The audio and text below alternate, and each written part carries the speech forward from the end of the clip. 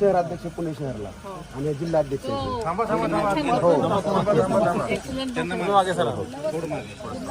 जिल्हाध्यक्ष आहेत बारामती पुणे जिल्ह्याला. सर्वजण प्रचाराला बारामतीत आले. त्यांना वाटत होतं की एक दिवस बारामतीला मला प्रचाराला यायचं. सगळ्यांचा मेळ घातला या प्रचाराला म्हणून आम्ही विद्यार्थी अध्यक्ष आणि आम्ही सगळे सोबत आलो. आता 2-3 दिवस आलो. आम्ही कोथरूड पुणे शहरात काही जुन्नरला असते. काही 2 दिवस माझ्याकडे शेजारी असं नाही. दादांचा थोडासा विषय आहे त्यांचा घरगुती. त्यांना त्यांच्या परवा आम्ही भेटून आलो.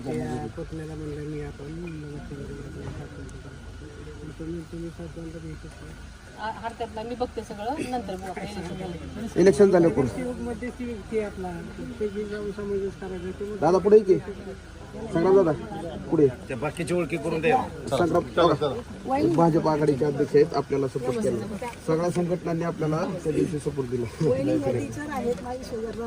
आपल्या आपण मदत करतात आणि आता काटेवाडीपासूनच सुरुवात करतो. तालुका अध्यक्ष आणि मनापासून वहिनी एकच विषय माझा असा आहे की आपल्या जे दिव्यांग निराधार आहेत त्यांची खूप निराधार केंद्र पुणे जिल्ह्यात सुरू करायचं. नंतर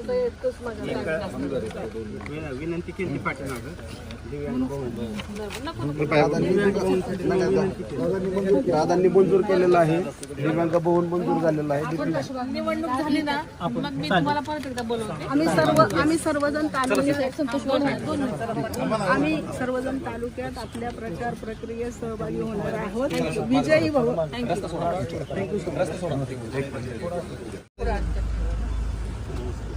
okay thank you.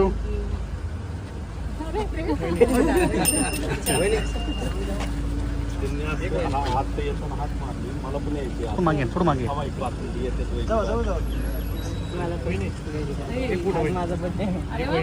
Happy birthday. Okay thank you.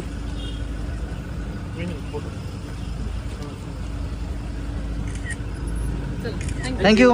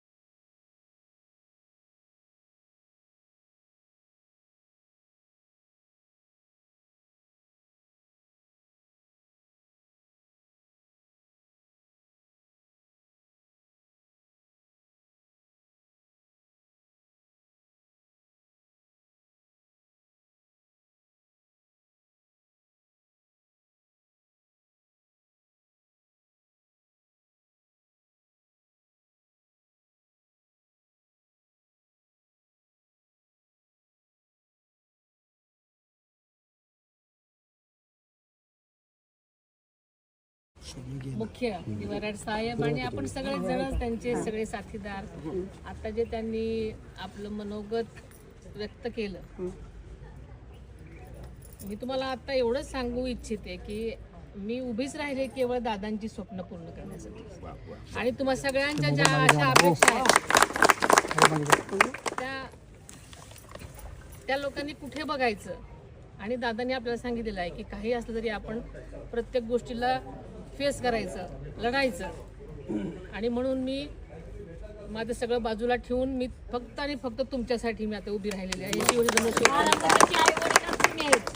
हेच आमचं स्वप्न होतं की दादानी मुख्यमंत्री व्हावं. आणि जे जे दादांनी सांगितलेलं आहे, ज्या ज्या गोष्टी तुमची कामं केलेली आहेत, कायम पाठीशी उभे राहिलेले आहेत, तसा माझा देण्यापेक्षा जास्ती माझा प्रयत्न असेल की मी तुमच्या सगळ्यांच्या पाठीशी उभे राहील. तुमची जमेल तशी मी कामं करेन आणि तुम्हाला असं मोकळं सोडणार नाही वारेवर. एवढंच मी आता तरी सांगू इच्छिते. वहिनी साहेब तुम आगे बढ़ो, हम तुम्हारे साथ हैं. वहिनी साहेब तुम आगे बढ़ो, हम तुम्हारे साथ हैं.